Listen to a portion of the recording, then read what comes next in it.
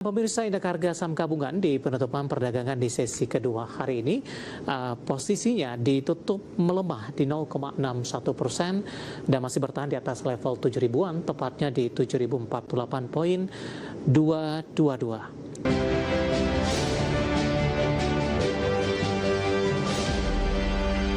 Sebelum kita lanjutkan perbincangan, kita akan coba lihat 4 saham pilihan yang direkomendasikan dan mungkin saja bisa menjadi referensi pemirsa. Namun lagi-lagi keputusan investasi tetap ada di tangan pemirsa IDX Channel. Dapat Anda saksikan grafis di layar televisi Anda pemirsa.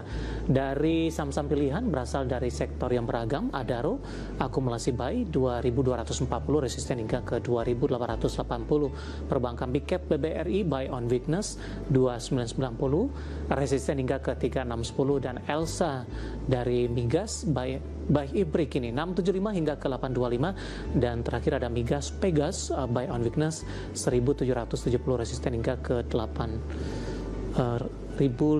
Saya akan coba cek pemirsa dari sisi supportnya ini. Ya, saya akan coba cek juga untuk Pegas resistennya. Ya, saya akan coba cek supportnya di 1770, sementara untuk resistennya hingga ke 2050 ya. Dapat Anda abaikan resisten Pegas di layar televisi Anda. 1770 resisten hingga ke 2050. Ada sedikit kesalahan 2050 ya pemirsa ya. Adaro, BBRI, Elsa, kemudian Pegas, dan lagi-lagi keputusan investasi tetap ada di tangan pemirsa IDX Channel. Pak Andri, kita lanjutkan kembali Pak 4 saham pilihan yang Anda rekomendasikan.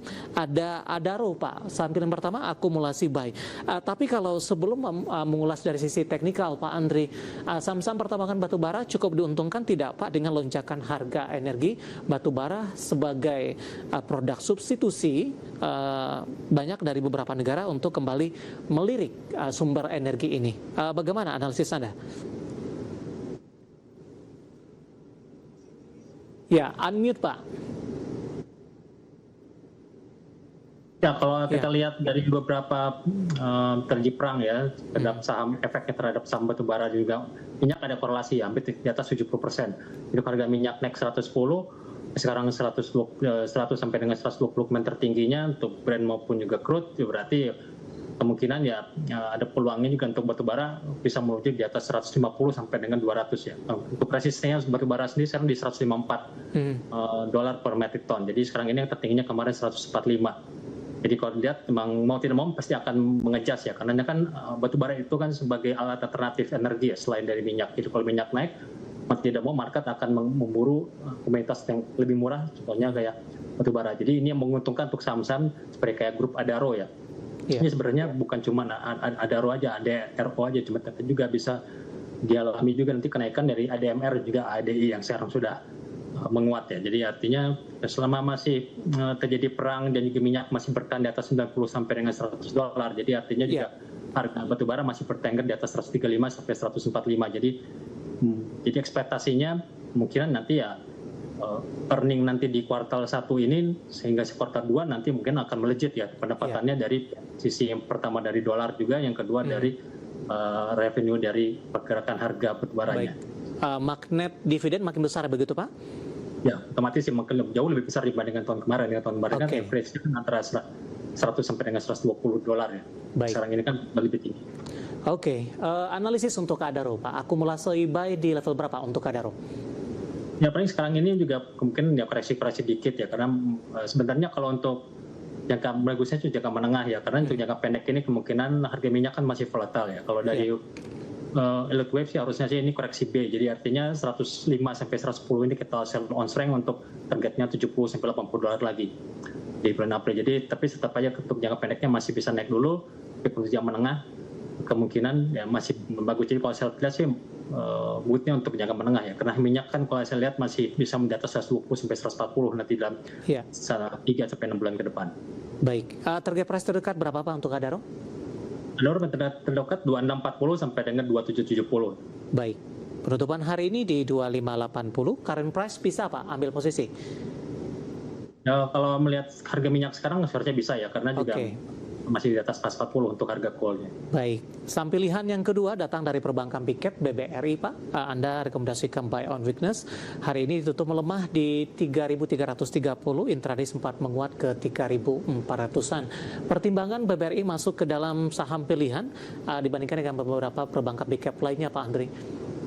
Ya, karena pertimbangannya karena BBRI ini kan belum membagikan dividen ya. Kemarin sudah BPNI sudah, BBCA, dan juga tinggal nanti BRI dan juga nanti Mandiri ya. Tapi kalau lihat kan BRI ini kan baru nantikan konstruksi nanti di bulan April ya. Jadi istilahnya tapi ekspansi pasar sebenarnya sudah kisarannya 200 sampai 300 rupiah. Jadi ini juga memberikan katalis juga untuk BBRI yang seharusnya sih masih bisa jebol bawah lagi ya, di bawah 3.200 untuk di bottoming nanti di bulan April ini. Jadi pas momentumnya, pas kondisinya sudah bottoming di bulan April tambah dividen, saya pikir ini memberikan peluang juga untuk dicermati oleh investor asing maupun juga investor lokal. Baik, posisi 3.300-an untuk BBRI Pak, ini salah satu merupakan level terlemah dari bandingkan dengan beberapa perdagangan di beberapa tahun terakhir. Posisinya sudah jenuh jual tidak sih Pak untuk BBRI? Ya, kalau secara teknikal sebenarnya sudah oversold semua ya. Yeah. Juga kita lihat juga kan Fear and Greed Index untuk indeks global pun juga sekarang sudah terendah ya 14. Tapi kalau saya lihat belum bottom ya, karena emang market ini sekarang ini masih wait and see untuk melihat perkembangan di harga minyak ya, terutama di Selat Hormuz ini ya. Kalau Selat Hormuz nanti buka, minyak bisa melemah lagi ya, good untuk saham-saham seperti finance juga banking ini. Jadi kalau untuk jangka pendek ini sampai dengan April ini ya, terutama kita masih banyak data-data yang dilihat, contohnya kayak data Jumatin data tenaga kerja Amerika dan juga nanti juga indeks FTSE ya untuk bobot balancing nanti di tanggal 7 April ini. Saya pikir juga kemungkinan potensi penurunan untuk saham-saham perbankan masih ada. Jadi kemungkinan saya sarankan sih lebih untuk buy on weakness ya. Oke, support tadi di 2.990, resisten di 3.610. Elsa, selanjutnya lebih kepada buy if break ini Pak. Ya, kalau Elsa sendiri sepertinya sama seperti sama yang lain ya. Elsa juga Medco Energi.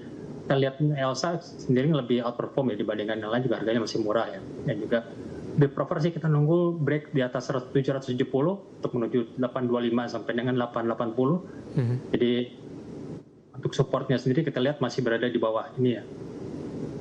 Di bawah support di antara 720 sampai dengan 620 untuk supportnya. Intraday hari ini sempat ke 755, pemirsa, penutupan di 745, buy if break di level 770, dengan target price terdekat di 7 hingga ke 780 tadi Pak ya? Ya. Oke. Dari Elsa kita beralih ke saham pilihan yang terakhir pemirsa, ada Pegas, lebih ke arah buy on weakness, supportnya di 1770. Kemudian dari sisi resisten untuk Pegas hingga ke 2050. Resisten pertama di 1905. Analisis Anda untuk Pegas Pak?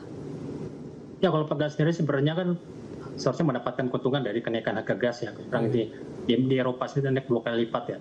Tapi kan di Indonesia ini kan disubsidi oleh pemerintah, jadi tidak begitu pengaruh ya. Kita lihat nih apakah nanti harga gas dinaik, kalau nanti harga gas dinaikkan oleh pemerintah akan memberikan momentum juga untuk Pegas. Tapi kalau teknikal sendiri sih emang ini koreksi 5-nya belum selesai, artinya harus break di bawah 400 sampai dengan 1720 ya untuk kita untuk akumulasi untuk sampai gas ini. Penutupan hari ini 1845, Pak, melemah di 2,64%.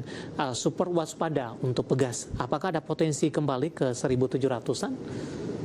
Nah, masih ada, karena juga kan dilihat dari tren harga dari indeks EQ45 pun juga masih bearish ya. Jadi kalau dilihat Pegas selama resistennya selama di bawah 1905, cenderungan bisa menembus di bawah 400 sampai 700 masih terbuka ya. Jadi yang penting kita lihat sini reversalnya di 1905 untuk Pegas. Baik, penutupan hari ini di 1845 melemah di 2,64%. Pak, saham pilihan yang direkomendasikan pemirsa tadi ada Adaro, BBRI, kemudian juga Elsa, dan terakhir ada Pegas. Dan lagi-lagi keputusan investasi tetap ada di tangan pemirsa IDX Channel. Pak Andri, kita hold kembali Pak. Saya akan coba sampaikan update penutupan perdagangan di sesi kedua hari ini dan juga beberapa informasi grafis yang berhasil dihimpun oleh tim redaksi kami. Dan pemirsa, indeks harga saham gabungan di penutupan perdagangan di sesi kedua 2 hari ini posisinya ditutup melemah di 0,61% dan masih bertahan di atas level 7.000-an, tepatnya di 7.048.222. Fluktuasi tinggi terjadi hari ini, dibuka di zona hijau di 7.122 pasca pembukaan melesat ke 7.155, kemudian berbalik arah melemah, kemudian berbalik menguat. Namun di sepanjang perdagangan sesi kedua lebih cenderung mengalami tekanan intraday terendah di 7.031.105. Kita langsung saja ke grafis yang pertama, posisi penutupan beberapa indeks lainnya seperti MNC 36, Jakarta Islamic Index, dan juga ada LQ45. Dapat Anda saksikan grafis di layar televisi Anda pemirsa. MNC 36 ditutup melemah di 0,10%, Jakarta Islamic Index juga melemah di 0,21%, LQ45 juga melemah di 0,23%. Ke grafis selanjutnya, rotasi pergerakan sektoral pemirsa. Konsumsi primer menguat di 1,48%, kesehatan juga menguat di 0,62%, transportasi dan logistik anjlok di 4,60%, energi juga melemah di 2,76%. Grafis selanjutnya, saham-saham yang masuk ke dalam deretan top gainers dari konsumer ada INDF ditutup menguat di 6350, MBMA juga menguat di 730, Inco menguat di 5350 dan PRPT menguat di 1365. Kemudian grafis yang terakhir, saham-saham hari ini yang menjadi pemberat indeks harga saham gabungan masuk ke dalam top loser.